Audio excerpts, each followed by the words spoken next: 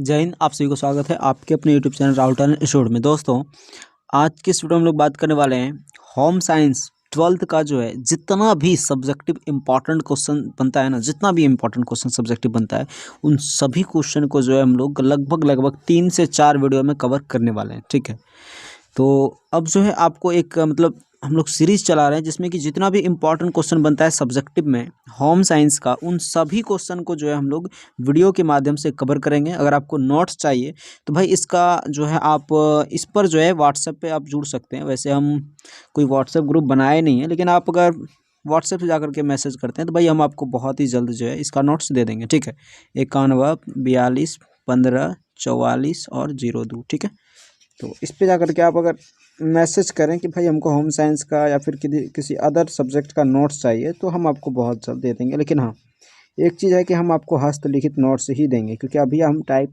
नहीं कराए हैं। ठीक है, जब ये वीडियो शूट हो रहा है तब की बात बता रहे हैं, अभी हम टाइप नहीं कराए हैं।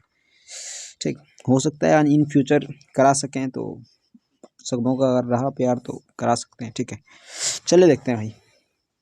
हम लोग पहले वीडियो के माध्यम से आप पहले समझिए, ठीक है, फिर आप नोट्स की बात करिए, क्योंकि एग्ज़ाम बहुत ही लगीच है। ठीक, चलिए देखते हैं। और आपको याद करने का प्रयास करना है क्लास में ही। ठीक है, क्लास में ही आपको याद रखने का प्रयास करना है। देखिए, सबसे हम लोग यहाँ पे देखा जाए, पहला क्वेश्चन क्या है? पहला क्वेश्चन है भाई, बलबलाना किसे कहते हैं। जितने भी इंपॉर्टेंट क्वेश्चन है उन सभी क्वेश्चन को लिए सेलेक्टेड क्वेश्चन एक तरह से बोल सकते हैं। ठीक है, चलिए देखते हैं। हाँ, हो रही है। ठीक, बलबलाना किसे कहते हैं? सबसे पहले बलबलाना किसे कहते हैं। अगला है, बालक किस आयु में यह क्रिया आरंभ कर देता है। बलबलाना क्या होता है और ये बलबलाना जो है बालक कौन से उम्र में शुरू कर देता है बलबलाना। ठीक है, देखिए, अपनी भावनाओं को व्यक्त करने के लिए बालक ध्वनियाँ उत्पन्न करता है, इसे ही बलबलाना कहते हैं। हो गया। अपनी जो उनकी भावनाएं हैं, जो बच्चे को जो भावना जो चीज़ प्रकट करना है उनको, इसको व्यक्त करने के लिए बच्चे क्या करते हैं, तो जो ध्वनि उत्पन्न करते हैं ना, उसी को हम लोग बलबलाना कहते हैं। याद हो गया। अपनी भावनाओं को व्यक्त करने के लिए बालक जिन ध्वनियों का इस्तेमाल करता है उसे ही बलबलाना कहते हैं। ठीक है, यह क्रिया क्या होता है, तो 10 मास यानी 10 माह की आयु में बच्चा आरंभ कर देता है। ठीक है, यह क्रिया जो है 10 माह की आयु में बच्चे आरंभ कर देता है। कुछ शब्द जैसे बोलता है माँ माँ, दा दा दा दा, ठीक है, ये सब जो है बोलते हैं कौन? बच्चे। यही होता है बलबलाना उनका।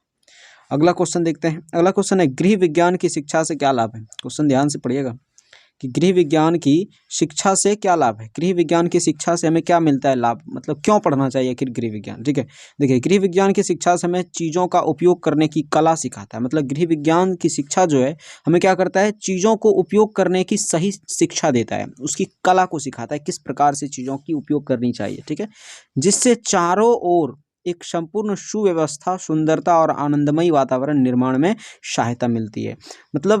अब बताइए, अगर आपको किसी भी चीज़ के उपयोग करने की कला आपको पता हो, तो बताइए आप किसी भी समस्या को, यहाँ तक कि आपको कोई भी वस्तु को जो है आप सुव्यवस्थित करके और सुंदरमयी बना करके ऐसे वातावरण का आप निर्माण कर पाएंगे।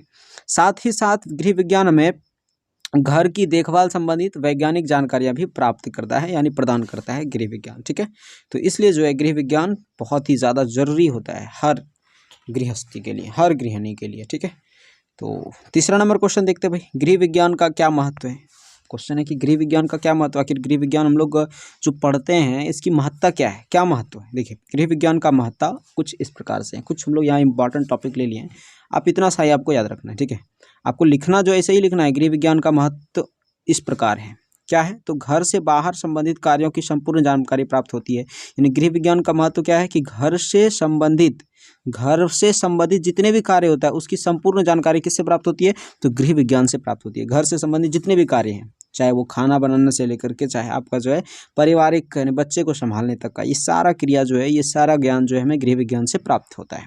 अगला हो गया, बच्चों और पारिवारिक सदस्यों की देखभाल की जानकारी भी यहीं से प्राप्त होती है। ठीक है, बच्चों और पारिवारिक सदस्यों की देखभाल। अगला हो गया, सिलाई हो गया, गृह विज्ञान या फिर गृह वाटिका आदि की जानकारी हमें गृह विज्ञान से प्राप्त होता है, इसलिए इसकी महत्ता है।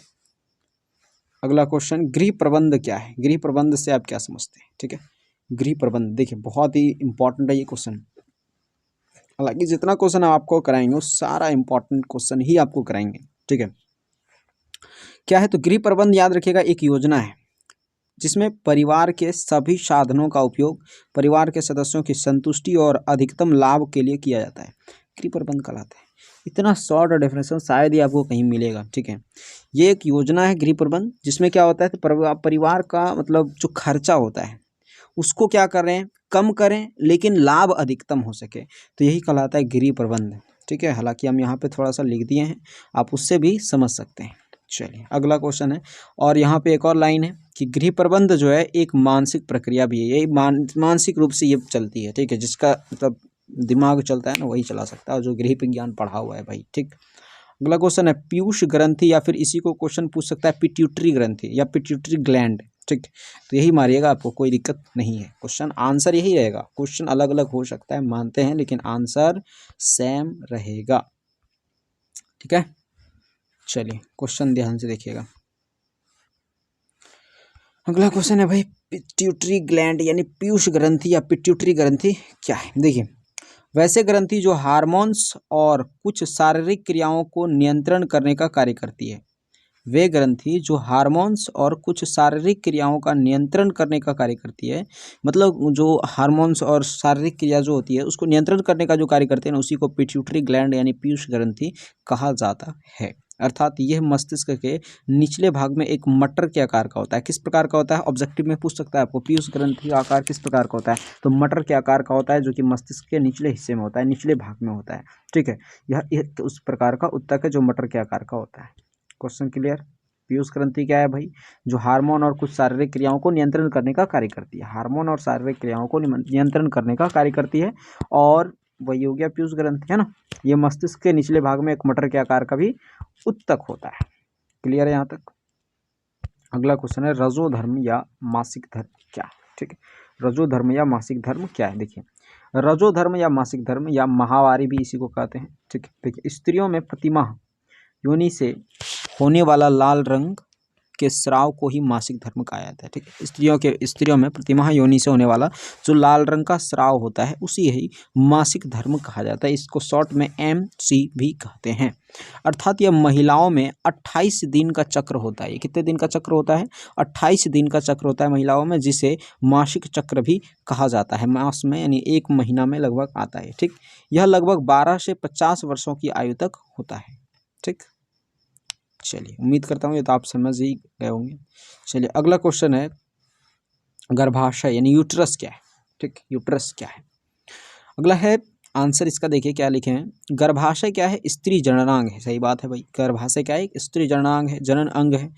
इसका वजन लगभग देखा जाए तो 35 ग्राम तथा इसकी आकृति नाशपाती के आकार जैसी होती है। किससे होती है, इसकी आकृति नाशपाती के आकार जैसी होती है। इसका वजन लगभग 35 ग्राम होता है, जिसे हिंदी में बच्चेदानी भी कहा जाता है। यह गर्भ धारण करने और पालन करने का कार्य करता है। गर्भ धारण करने और उसे पालन, बच्चों को पालन करने का कार्य करता है गर्भाशय, ठीक, यूट्रस।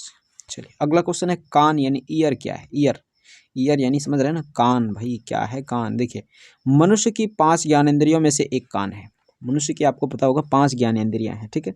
उनमें से एक कान है जो ध्वनि का पता लगाता है। ध्वनि का पता लगाता है मतलब ध्वनि को सुनता है, ठीक है। पता लगाता है कहाँ से आवाज़ आ रही है, नहीं आ रही है, तो ये ध्वनि का पता लगाता है। इतना ही नहीं बल्कि शरीर के संतुलन और स्थिति के बोध में भी यह क्या बोलते हैं प्रमुख भूमिका निभाता है कान, ठीक। चलिए अगला क्वेश्चन है चिकन पॉक्स यानी कि चेचक क्या है। चिकन पॉक्स यानी चेचक क्या है, देखिए चेचक वायु के माध्यम से होने वाला एक रोग है। चेचक जो है क्या है, एक वायु के माध्यम से होने वाला रोग है। चेचक से मानव जाति को मुक्त कराने का श्रेय एडवर्ड जेनर को जाता है। चेचक से जो है मानव जाति को जो मुक्त कराया गया, इसका श्रेय किससे जाता है, तो एडवर्ड जेनर को जाता है। एडवर्ड जेनर, ठीक है। चेचक से मानव जाति को मुक्त कराने का श्रेय किसे जाता है, एडवर्ड जेनर को जाता है, ठीक। चलिए यहाँ तक क्लियर हो गया होगा आपको, उम्मीद है इतना। चलिए अगला क्वेश्चन यहाँ से भी थोड़ा सा हम लिख दिए चेचक के बारे में। चेचक देखिए जिसने चेचक के टीके का आविष्कार किया था यानी एडवर्ड जेनर को जाता है चेचक के टीके का आविष्कार। चेचक के टीके का आविष्कारक वही था ना भाई। क्वेश्चन है जीभ क्या है। जीभ यानी टंग, ठीक है। जीभ क्या है, टंग। ये भी जो है मानव की एक ज्ञानेंद्रियां, 5 ज्ञानेंद्रियों में से एक है, ठीक। जीभ मुख के तल पर एक पेशी होती है जो भोजन को चबाने और निगलने में आसान बनाती है। मुख के तल पर एक पेशी होती है, यानी कि जो जीभ है वो एक पेशी है जो कि भोजन को चबाने और निगलने में क्या करती है, आसान बनाती है, वही जीभ कहलाता है। जीभ से क्या होता है, इसे स्वाद अनुभव का प्राथमिक अंग भी कहा जाता है। स्वाद अनुभव हम लोग जीभ के द्वारा ही करते हैं, तो इसको हम लोग प्राथमिक अंग भी कहते हैं, ठीक। जो स्वर नियंत्रित में भी सहायक होता है, स्वर को नियंत्रण करने में भी सहायक होता है, कहाँ से क्या बोलना है नहीं बोलना है, ठीक।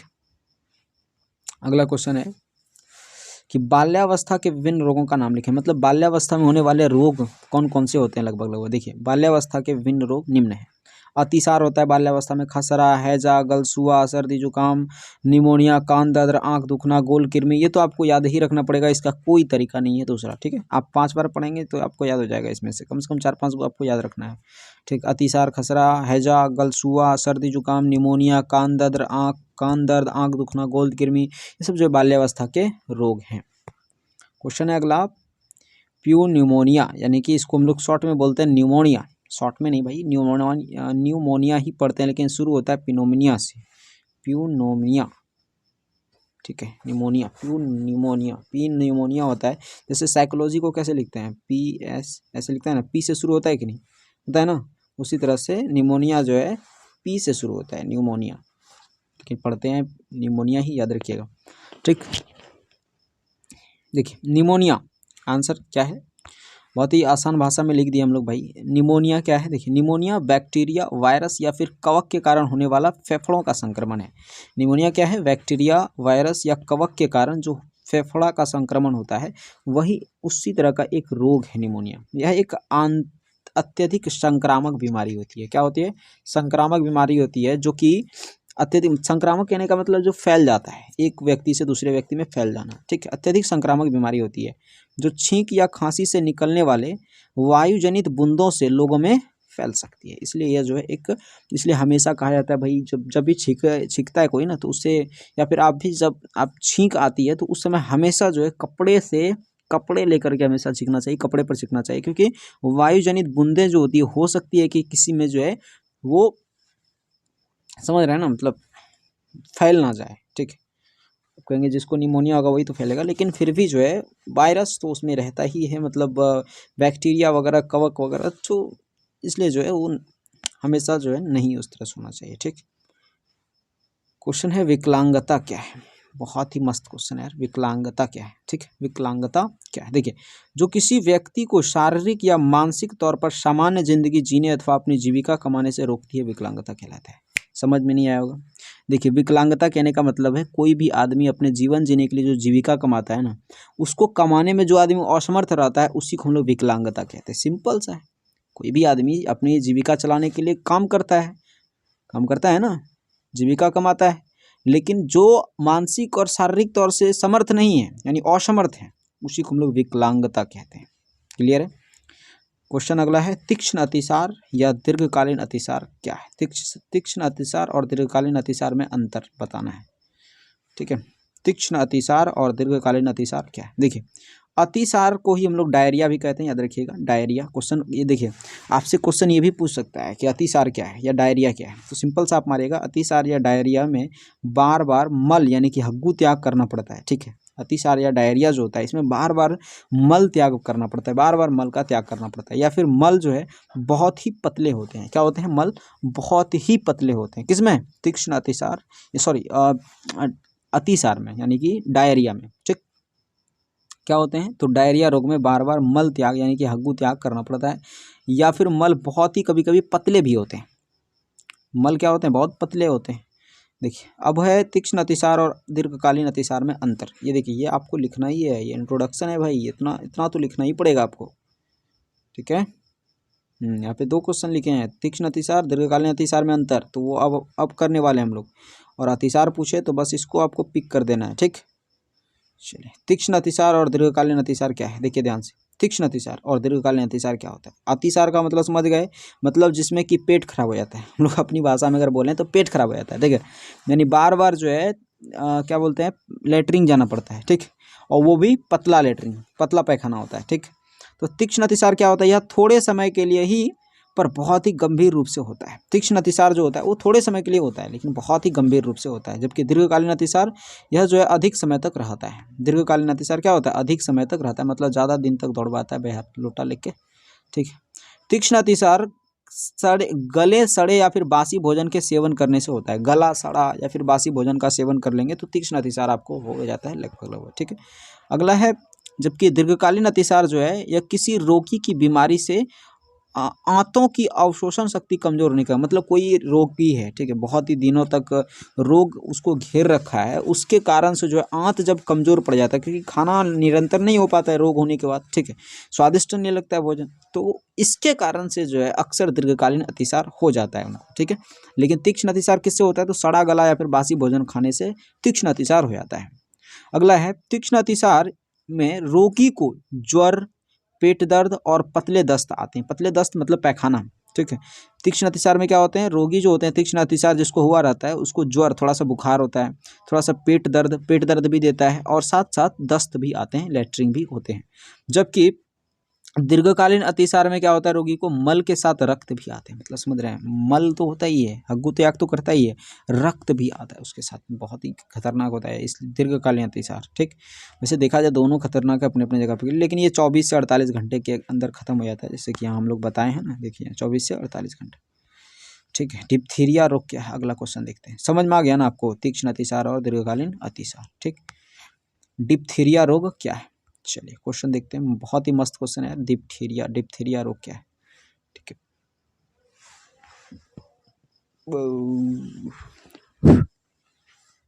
देखिए डिप्थीरिया जो है अत्यंत ही भयानक और संक्रामक रोग होता है यार, बहुत ही सही में अगर देखा जाए इसको गला घोंटू भी कहा जाता है, याद रखिएगा, बहुत खतरनाक रोग होता है डिप्थीरिया, बहुत ही, इसलिए यहाँ पे लिखे हैं भयानक संक्रामक रोग होता है, जो कोरिनेबैक्टीरियस डिप्थीरिया, ठीक है, डिप्थीरिया ही है ना, डिप्थीरियट, ठीक है, डिप्थीरियट, ये जो है एक जीवाणु होता है, जीवाणु का नाम है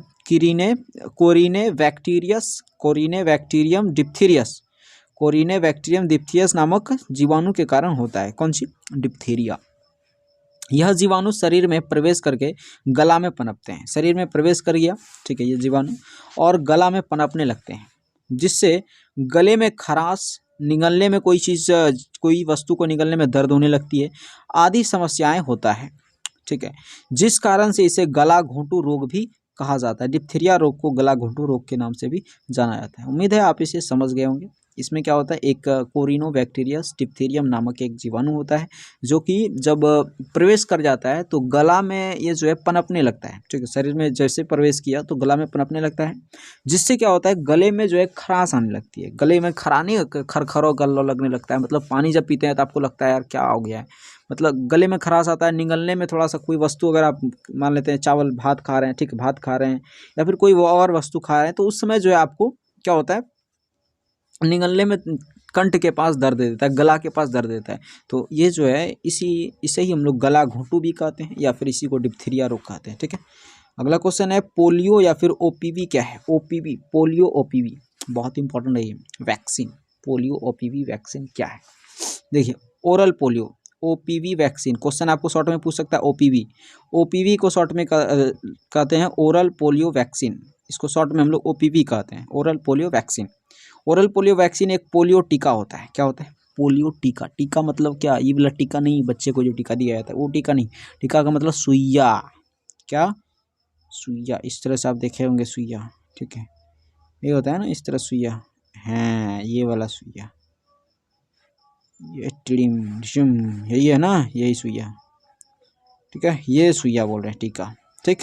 तो ओरल पोलियो वैक्सीन क्या होता है भाई, ओरल पोलियो वैक्सीन एक पोलियो टीका है, क्या है, एक पोलियो टीका है, जो पोलियो तथा लकवा की रोकथाम के लिए विश्व भर में प्रयोग किया जाता है। पोलियो और लकवा के लिए की रोकथाम के लिए जो है विश्व भर में प्रयोग किया जाता है। ओपीवी के एक खुराक में 10 से 106 तक माध्यिका अणु होते हैं। 10 से एक टीका अगर आपको दिया जाएगा ना, पोलियो का एक अणु जो होता है उसमें, ठीक है, मतलब एक खुराक जो होता है, एक बार अगर आपको सुइया दिया जाएगा, पोलियो का टीका दिया जाएगा, तो उसमें 10 से 106 तक माध्यिका अणु पाया जाता है। क्लियर है, ये विश्व भर में प्रयोग किया जाता है लकवा के रोकथाम के लिए, ठीक।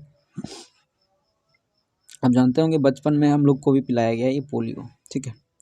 ज्वर या बुखार, आप कमेंट में बताइएगा यार आपको पोलियो पिलाया गया है कि नहीं, आपको होश में याद भी है कि नहीं कि पोलियो आपको पिलाया गया है, ठीक है। वैसे पिलाया गया है, ठीक। आप बताइएगा याद है या फिर नहीं।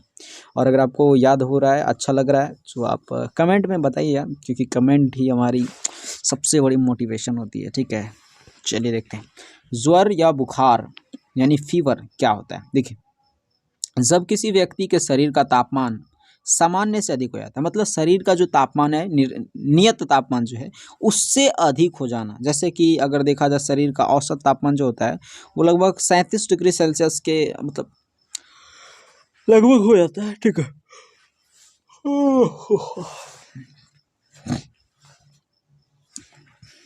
लेकिन इससे अधिक हो जाना क्या हो जाता है, बुखार कहलाता है। ऐसी स्थिति को ही बुखार कहते हैं। क्या लिखें, किसी व्यक्ति के शरीर का तापमान जब सामान्य से अधिक हो जाता है तो ऐसी स्थिति को ज्वर या बुखार कहते हैं, सिंपल से।